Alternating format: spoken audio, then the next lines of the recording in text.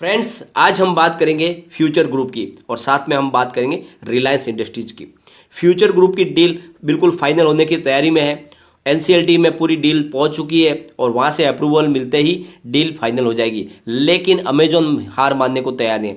Amazon ने भी supreme court में अपील कर दी है और इस मामले को रुकवाने की कोशिश की है और साथ में एनसीएलटी में भी अपील लगाई है कि इस डील को अप्रूवल न दिया जाए। तो क्या है पूरा मामला और कहां तक पहुंचा है और एनसीएलटी ने अपने निर्णय में क्या कहा है, वो सारी की सारी जानकारी आपको इस वीडियो के माध्यम से मिल जाएगी। साथ में रिलायंस इंडस्ट्रीज के शेयर में आज थोड़ी सी गिरावट हुई, उसके पीछे वजह क्या बनी, क्या आगे और गिरावट की संभावना बन रही है या फिर अब रिलायंस में तेजी बन सकती है, क्या इस लेवल पे रिलायंस इंडस्ट्रीज में खरीदारी कर लेनी चाहिए और रिलायंस इंडस्ट्रीज को अगर लंबे समय तक होल्ड करेंगे तो कितना प्रॉफिट मिल सकता है और साथ में फ्यूचर ग्रुप के शेयरों का क्या भविष्य है, वो सारी की सारी जानकारी आपको इस वीडियो के माध्यम से मिल जाएगी। लेकिन फ्रेंड, उससे पहले अगर आप पहली बार मेरे चैनल पे आए तो चैनल को सब्सक्राइब कर दीजिए, एक बेल आइकन दबा दीजिए ताकि जब भी नया वीडियो बनाऊं पहला नोटिफिकेशन आपको मिले। वीडियो पसंद आए तो लाइक शेयर जरूर कीजिए। चलो फ्रेंड्स, वीडियो स्टार्ट करते हैं। मैं हूँ आपका दोस्त एस बी दवे और मेरे चैनल ऑनलाइन कमाई में आपका बहुत बहुत स्वागत है।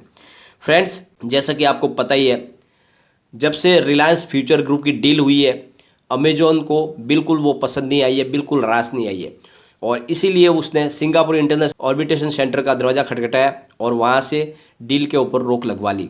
लेकिन फ्यूचर ग्रुप ने उस रोक को मानने से इनकार कर दिया और उन्होंने यहाँ से जो अप्रूवल चाहिए वो अप्रूवल लेने शुरू कर दिए और इसीलिए जब उसमें रुकावट लगाने लगा अमेजन तो फिर उसके खिलाफ किशोर बियाणी ने दिल्ली हाईकोर्ट में अपील की।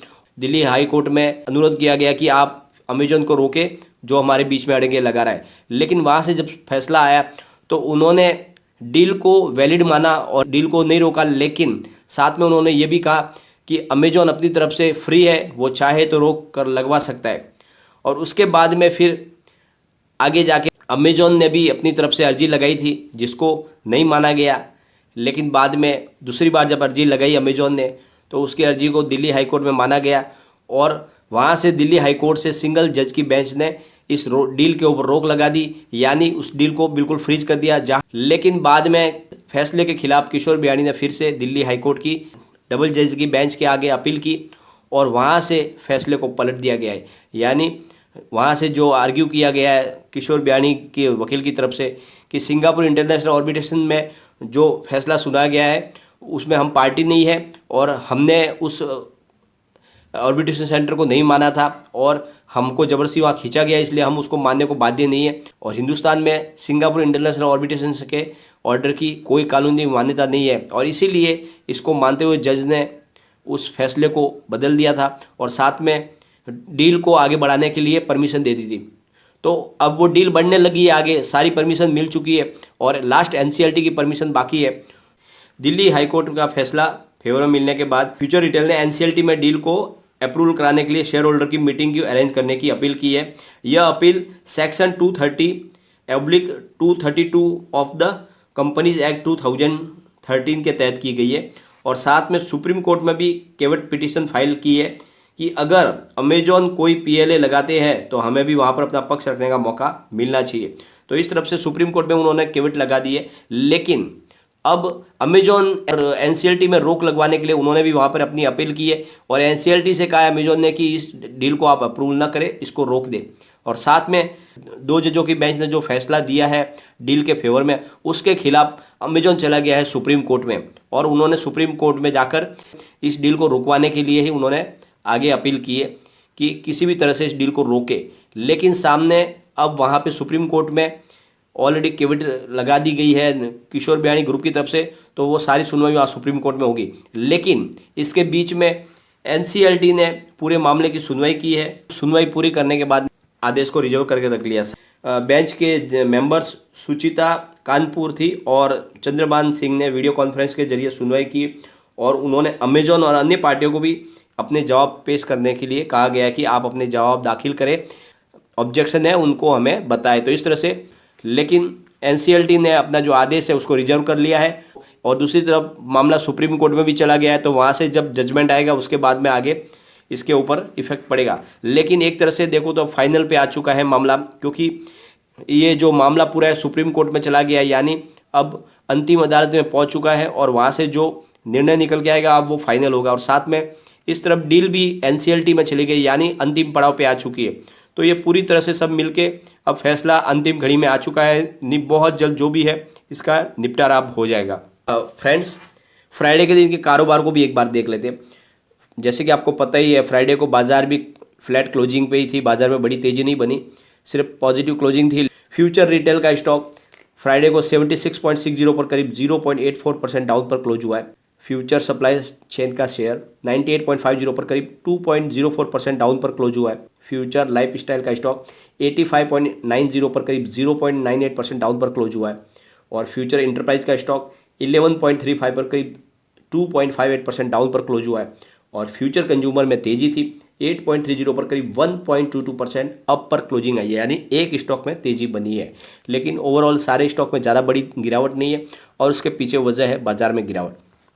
अब हम जरा सी रिलायंस इंडस्ट्रीज की बात कर लेते हैं। स्टॉक 2055 पर ओपन हुआ और हाई बनाई 2078 की, और ये लो में चला गया 2015 के, और एंड में जो क्लोजिंग दी है वो है 2040 की, करीब 0.76% डाउन पर क्लोजिंग। बड़ी गिरावट नहीं है और नॉर्मल गिरावट हुई, उसके पीछे वजह है बाजार के अंदर गिरावट।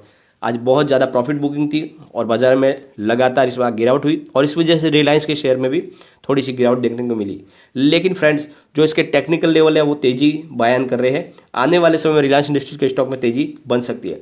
तो जरा हम इसके टेक्निकल लेवल चेक कर लेते हैं, डेली लेवल पर देख लेते हैं। मूविंग एवरेजेस बुलिश निकल के आ रहा है, टेक्निकल इंडिकेटर्स वो भी बुलिश है, और moving averages cross over neutral है। इसका मतलब आने वाले 1-2 दिन में तेज़ी इसमें और बनेगी। वीकली लेवल को चेक कर लेते हैं। मूविंग एवरेजेस बुलिश है, टेक्निकल इंडिकेटर्स न्यूट्रल है, और moving averages cross over neutral है। मतलब आने वाले एक सप्ताह के अंदर थोड़ी सी गिरावट भी हो सकती है या फिर बड़ी तेज़ी बन सकती है, परंतु गिरावट की संभावना थोड़ी कम दिख रही है। अब हम इसके मंथली लेवल को चेक करेंगे। मूविंग एवरेजेस बुलिश है, टेक्निकल इंडिकेटर्स वो भी बुलिश बन रहा है, और moving averages cross over bullish है। इसका मतलब आने वाले 1 महीने में इसमें तेज़ी डेफिनेटली बन जाएगी, और रिलायंस अब बहुत दिन तक रुकने वाला नहीं है, यहाँ से दौड़ेगा जरूर। तो अगर यहाँ से बड़ी तेज़ी बनती है तो कहाँ तक जा सकता है, और अगर गिरावट होगी तो कहाँ तक जाएगा, इसको जानने के लिए हम पिवट लेवल देख लेते एक बार। तो अगर यहाँ से और गिरावट होती है तो जो पहला सपोर्ट निकल के आता है वो है 1997 का। स्टॉक अगर उससे भी नीचे जाएगा तो फिर जाएगा 1938 तक, और स्टॉक अगर उससे भी नीचे गिरता है तो फिर जाएगा 1905 तक। तो 1905 तक ये गिरावट में जा सकता है। लेकिन अगर तेज़ी बनेगी तो कहाँ तक जा सकता है, तो जो पहला टारगेट है वो है 2089 का। स्टॉक अगर उससे भी आगे दौड़ेगा तो फिर जाएगा 2122 तक, यानी 2122 तक, और उससे आगे स्टॉक दौड़ता है तो फिर जाएगा 2181 तक, 2181 तक स्टॉक तेज़ी में जा सकता है। तो ये इस हिसाब से अभी जो इसकी तेज़ी बन रही है तो ये 2200 के आसपास जाने की इसकी संभावना बन रही है। बाजार थोड़ा माहौल तेज़ी का बन रहा है आगे, तो इसमें भी तेज़ी बन जाएगी। और जिस तरह से अभी ये मामला डील का फाइनल होने की तैयारी में है, अगर ये डील फाइनल हो गई तो रिलायंस में भी बहुत बड़ी तेज़ी बनेगी, और साथ में फ्यूचर ग्रुप के शेयरों के लिए भी संजीवनी का काम होगा, क्योंकि लगातार बहुत ज़्यादा लॉस हो चुका है। लेकिन अब ये डील बिल्कुल फाइनल होने की कगार पे है। NCLT ने अपना आदेश को रिजर्व रख लिया है और मामला सुप्रीम कोर्ट में वहाँ पे भी सुनवाई होगी। तो अब ज़्यादा आपको टेंशन लेने की जरूरत नहीं है, बहुत जल्द इसका फैसला आ जाएगा। लेकिन फ्रेंड्स, कोई भी इन्वेस्टमेंट करने से पहले अपने फाइनेंशियल एडवाइजर से एक बार एडवाइस ले ले, या अपना खुद का रिसर्च करें, क्योंकि मैंने वीडियो आपके एजुकेशनल पर्पज़ के लिए ही बनाया। वीडियो पसंद आए तो लाइक शेयर जरूर कीजिए और चैनल को सब्सक्राइब कर दीजिए। Thank you friend.